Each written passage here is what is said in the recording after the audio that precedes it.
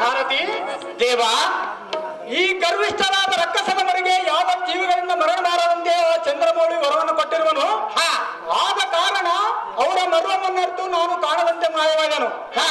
ಆದರೆ ಮುಂದೆ ಇವರನ್ನು ಸಂವರಿಸುವುದಕ್ಕೆ ತಕ್ಕ ಯೋಚನಾ ಮಗ್ನನಾಗಿರುವನು. ಆಲೋಚನೆ ಮಾಡಿ ಈ ಮೂರ್ಖರ ರುಂಡಗಳನ್ನು ಚೆಂಡಾಡದಿದ್ದರೆ ರಾಕ್ಷಸಾಂತಕನೆಂಬ ಹೆಸರಿನಾತಕ್ಕೆ ಎಲ್ಲ ಸಾರಥಿ ಅತಿ ಜಾಗೃತಿ. ತಮ್ಮಪ್ಪನಿಂದಾಗಲಿ ದೇವ ಮಹಾನುಭಾವ. ಎಲ್ಲ ಕಾರ್ಮಕದ ತಪ್ಪಿಗೆ ತಡೆಯಲಾರದೆ ಆ ದೃಷ್ಟಿವನೆಂಬ ಪ್ರಕ್ಷಣ ಮಾಯವಾಗಿ ಓಡಿ ಹೋದರೆ ನಾನೇ ಸಂರಕ್ಷಣಾ ಕರ್ತನೆಂದು ಮೆರೆಯುತ್ತಿದ್ದ ಅದುಮನಾದ ಶ್ರೀಹರಿಯೋ ವೇಡಿಗೆ ಫಲಾನಿಗೆ ಮೈಕೊಟ್ಟನಂತೆ ಈ ಜಗವೆಲ್ಲ ಕೊಂಡಾಡುವಂತೆ ಜೈದಾರಿಯನ್ನು ಓಡಿಸಿ ಸಾರಿಸಿ ಅದು ಜಾಗೃತಿ. ಅದೇ ಪ್ರಕಾರ ಮಾಡಿ ಹೋಗಿ.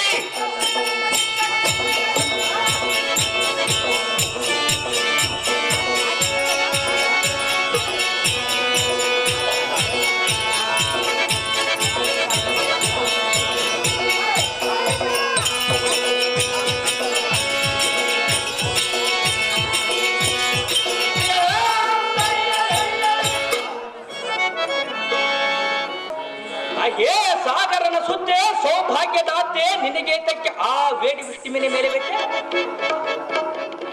ಇನ್ನ ಮೇಲೆ ನಾನಾಗುವುದನ್ನು ಗಡು ಪರಾಕ್ರಮ ಶೌರ್ಯಾನ್ವಿತನ ಜೊತೆ ಇನ್ನೇತಕ್ಕೆ ತಡ ಮಾಡುವೆ. ಬಾಬಾ ಬೈಲಿಗೆ ನಿನ್ನ ಅಚ್ಚುಮೆಚ್ಚಿನ ಪ್ರಿಯ ಸುಂದರನ ಬಂದಿರುವನು. ಎನ್ನ ಒಡಲು ಒಂದು ಚಂದದಿಂದ ಮಾತನಾಡು, ನಿನ್ನ ಭಯವನ್ನು ಬಿಡು. ಇನ್ನ ಮೇಲೆ ನೀನಾಗುವ ಎಲ್ಲಿಗೆ ಪ್ರೀತಿಗೆ ಸತಿ, ನಾನಾಗುವನೋ ನಿನಗೆ ಪ್ರೇಮದ ಪತಿ. ಒಂಟಿಯಾಗಿ ಕೈಗೆ ಸಿಕ್ಕ ನಿನ್ನಂತ ಸುಂದರ ನಾರಿಮಣಿಗಳನ್ನು ಮನೆ ಒಲಿಸಿ ಕರೆದೊಯ್ಯದ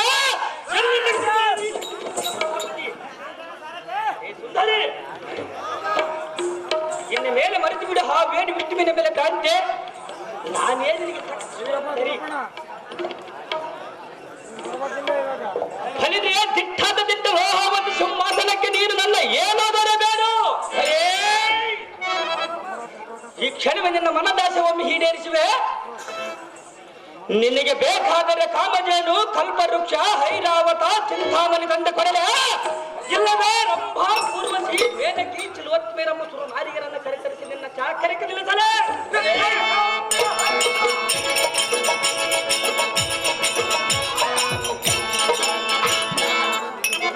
ನಿನ್ನ ಮನದೊಳದ ಭಯಪಡದ ನಮ್ಮ ಲೋಹಾವತಿ ಪಟ್ಟಣಕ್ಕೆ ಪ್ರಯಾಣ ಮಾಡು ಸುಂದರಿ. ನೀನಾಗದಿರ ಜೀವಿಕೆ